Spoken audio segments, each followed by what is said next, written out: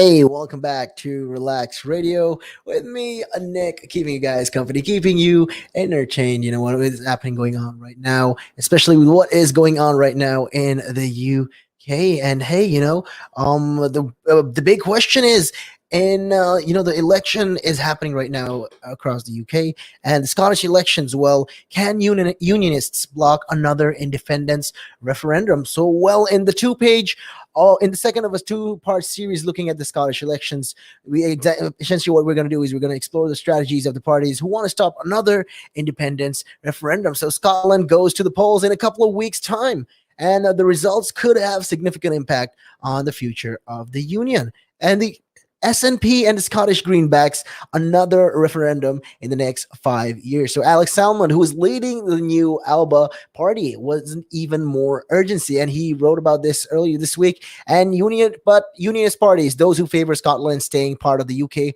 are going into this election trying to stop them holding the balance of power and arguing a debate, on Scotland's constitutional future would be a distraction when the country is trying to recover from the coronavirus. So, what's their plans to convince the voters?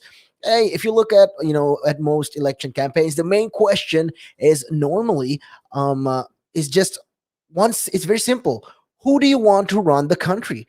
And the things are, slightly different in Scotland just about now. So the main opposition parties don't really argue that they are going to form the next Scottish government. Instead, they are asking voters to back them to stop the SNP winning a majority and to stop another independence referendum. So yeah, that's just goes to show it's just going crazy right now in Scotland as well, and they're trying to talk about it. So the Scottish Conservative pitch at this election relies heavily on their credentials in the last few years. Opposition to the independence has given the party a new lease of life in Scotland, leading them to leapfrog the Scottish Labour in the second place last time around. So Douglas Ross, the party's new leader, told he was just saying, that if we can stop that SNP majority again, we can stop another referendum and really get our parliament and the Scottish politics focused on recovery. And I think that's where the public want to see their politicians really focusing all of their efforts. You're right. That's right. That's what they're trying to say.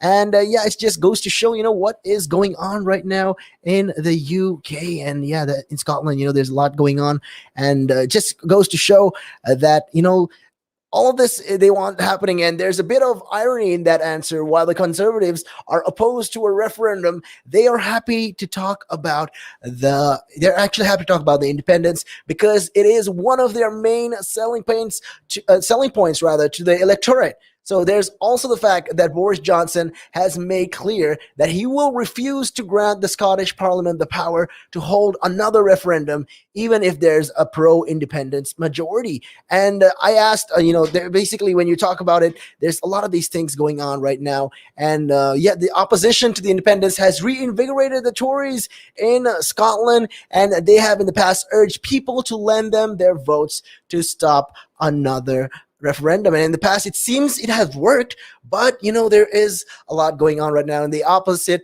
is true for Labour, the party who once dominated Scotland. So there is apparently a lack of clarity on the constitution, and is seen as one of the main reasons their support has fallen.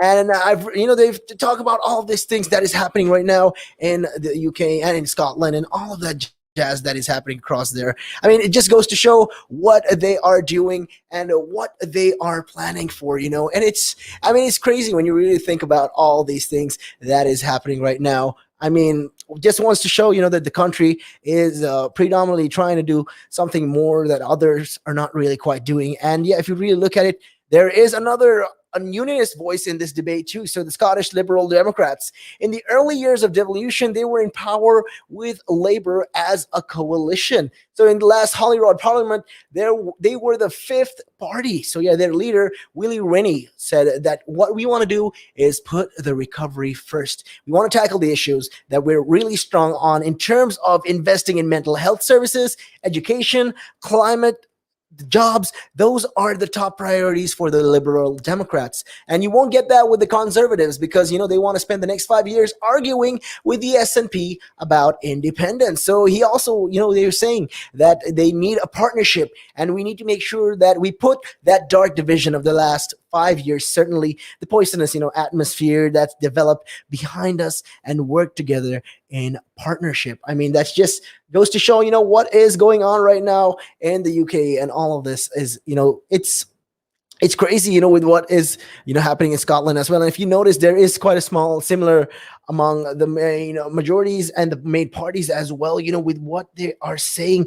And yeah, I mean, it kind of makes a fact also. It kind of makes point where a lot of these countries are talking about all of this issue and looking at things around the globe. Actually, the French have warned also the UK ahead of vote on a Brexit deal trades. Yeah, since we're talking about all this voting, so yeah, the European Parliament is expected to ratify the post-Brexit EU-UK trade amid tensions. So all of these deals, and it includes a French threat of reprisals against the UK. That's right. The Trade and Cooperation Agreement, or the TCA, has been operating provisionally since January, and it's expected to be ratified by MEPs later on Tuesday. So yeah, the MEPs, the French European Minister Clement Benu accused the UK of blocking for fishing. So, and he said that they've been fishing rights. They've not been having the rights, to go and fish in British waters. And they said that the EU could respond with reprisals in financial services. So yeah, the TCA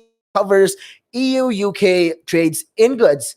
So it's not in services though. So in services can be traded free of tariffs or quotas, but the UK economy is dominated by service. So yeah, the TCA has still resulted in a lot of paperwork, extra costs, and less trade between the two sides since the UK left the EU. So praising the deal when it was agreed in December, UK Prime Minister Boris Johnson was saying, that we've taken back control of our laws and our destiny. And he described all of this, and it's a deal which, if it fails,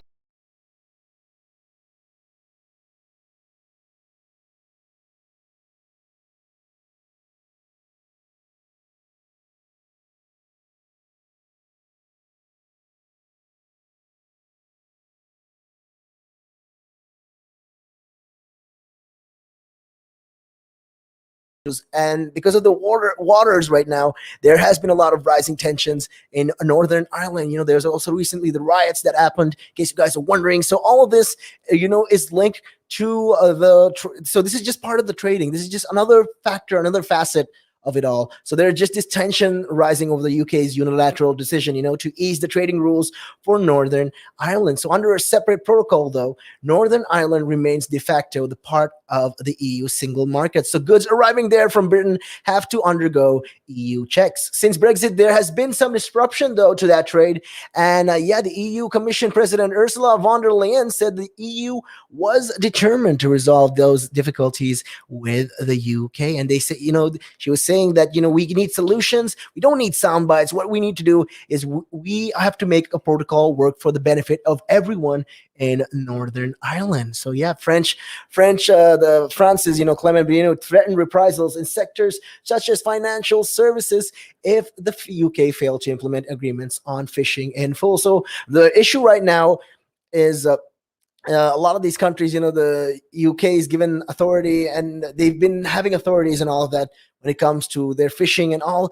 But yeah, there's been a major, the UK made this fishing rights a key issue in their negotiations, essentially, which with, control over access to its water seen as a sign of, British sovereignty. So a lot of these countries are not quite happy, especially when it comes down to France. They say that it's difficult, especially for businesses. So, the British seafood exporters have been hit by a EU ban on UK exports of live shellfishes. So yeah, Scottish firms account for most of that business, and some now face collapse. This just goes to show, one of the reasons why Scotland as well is trying to get out of the UK as well and be part of its own, sovereign country. And that's just what is going on. And in the European Parliament, though, the EU's chief Brexit negotiator, Michael Barnier, said Brexit was essentially like a divorce and a warning, of feelings of the people, and says, it's a failure of the European Union and we have to learn lessons from it. So yeah, this is crazy. What is going on? The European Commission has launched legal actions